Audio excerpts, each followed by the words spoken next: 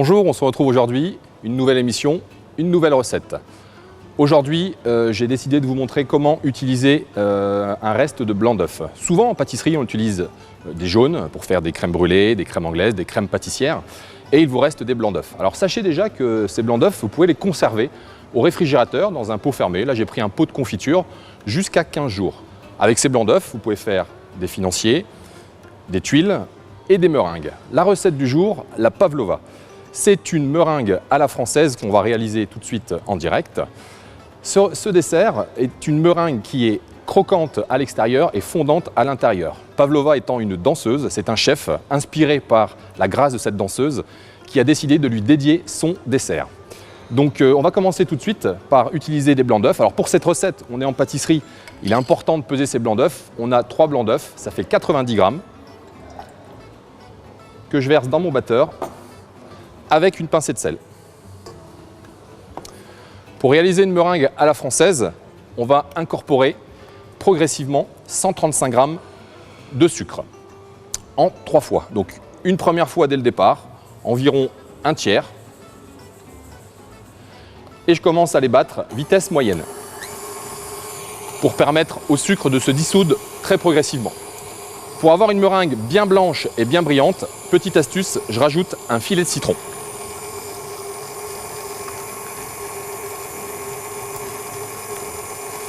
On commence progressivement, on va monter les blancs pendant environ une dizaine de minutes. Donc attention de ne pas aller trop vite. L'objectif, c'est d'incorporer de l'air très progressivement à l'intérieur de ce mélange.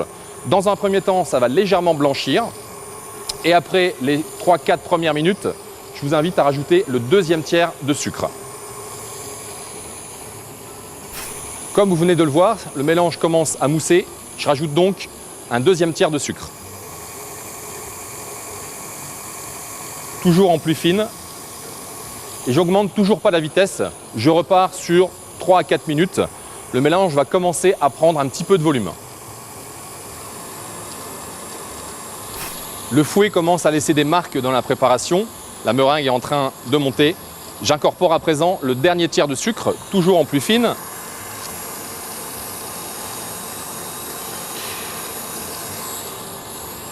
Et seulement à ce moment, j'accélère pour mettre à la vitesse maximum pour serrer mes blancs.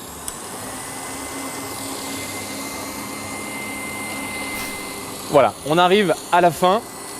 La meringue est bien serrée. Et je vais vous le montrer. Ce qu'il faut avoir comme résultat, c'est un joli bec d'oiseau. On a une meringue qui est vraiment, voilà, un très beau résultat, un très joli bec d'oiseau. À ce stade, maintenant, nous allons passer au pochage. Pour cela, je prends une poche à douille et je vais prélever ma meringue qui est vraiment, on le voit là, très brillante. C'est le fait d'avoir ajouté du citron qui rend cette meringue brillante. Juste avant de réaliser le pochage, sur ma plaque, j'ai un papier sulfurisé ou un papier cuisson anti-adhésif. Et je saupoudre un tout petit peu de sucre. Ça facilitera le démoulage. Et je passe au dressage. Alors je commence par le centre et je fais un petit escargot.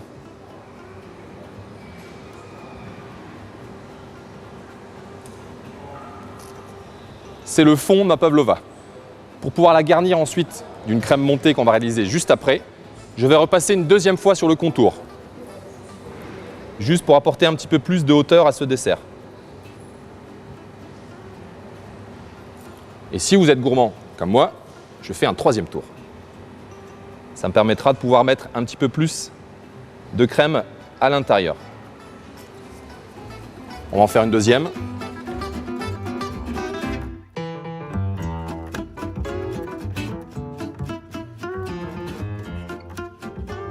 S'il vous reste un petit peu de meringue, pensez à poser juste à côté de la plaque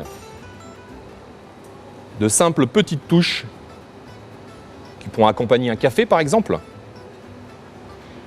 ou apporter un décor sur un autre dessert. Moment important, la cuisson. On va partir sur 1h15, suivant les fours, 1h15, 1h30 à 100-110 degrés maximum. La pavlova doit sécher à l'extérieur et rester fondante à l'intérieur. Elle ne doit pas changer de couleur. Si jamais la meringue commence à devenir légèrement brune, c'est que le four est trop chaud. Pensez à baisser la température. Donc voilà, c'est parti pour cette cuisson. On se retrouve juste après. Pendant la cuisson de notre pavlova, nous allons réaliser la deuxième étape de cette recette, une crème montée. Alors je prends de la crème liquide. Pour apporter une petite touche supplémentaire sur ce dessert, moi j'aime bien rajouter du Philadelphia, mais à la maison, on pourrait remplacer ça par du mascarpone. Donc là, on est sur 100 g de crème liquide et j'ajoute 50 g de Philadelphia. Aujourd'hui, la pavlova sera déclinée sur des saveurs un peu exotiques. Vous allez voir tout à l'heure au moment du dressage. Apporter un petit goût dans cette crème, vous pouvez l'aromatiser avec n'importe quelle eau-de-vie, liqueur de pomme par exemple, ça marche très très bien. Aujourd'hui, je décide de mettre du soho, c'est de la liqueur de litchi. Une cuillère à soupe. Et là, c'est parti pour la crème montée qu'on va surveiller. L'objectif, c'est qu'elle ne soit pas trop ferme. Comptez 1 à 2 minutes à surveiller.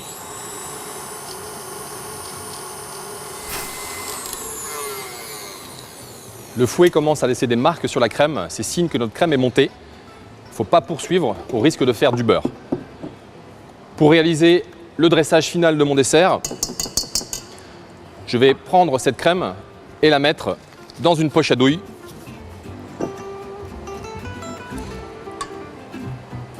Et on passe au dressage pour le final. La pavlova est sortie du four. Alors c'est important, vous l'avez vu, elle a un tout petit peu gonflé, elle n'a surtout pas changé de couleur, signe que mon four n'était pas trop haut au niveau de température. Pour la garnir, la pavlova se décline à l'infini, et là aussi dans un esprit cuisine des restes. Prenez des fruits qu'il vous reste dans votre cuisine. Aujourd'hui, j'ai décidé de partir sur une saveur un petit peu exotique. Pour cela, je vais prendre de la mangue, de l'ananas, du kiwi, ça va apporter des goûts, des textures et des couleurs différentes. Alors, avant de poser ma crème, j'aime bien faire des petites surprises pour mes invités. Je vais cacher sous cette crème quelques petits fruits découpés en petits morceaux. Kiwi, ananas, mangue. Juste pour remplir ce petit creux qu'on a vu tout à l'heure pour les gourmands. Ensuite, j'utilise ma poche à douille et je vais garnir de crème. Alors j'aime bien faire des petits dômes.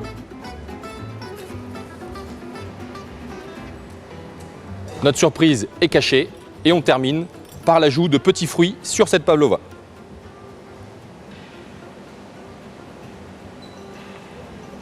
Plus on est gourmand et plus on peut mettre de fruits.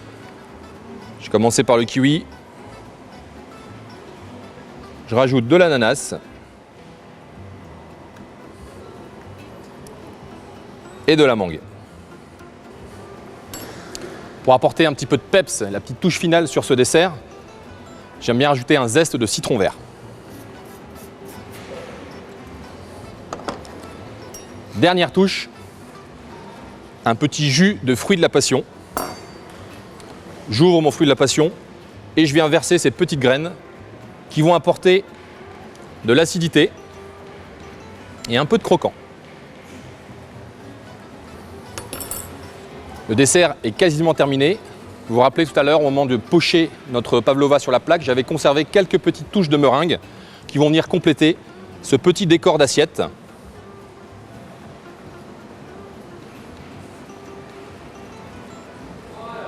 Voilà. J'en ai fini avec cette recette.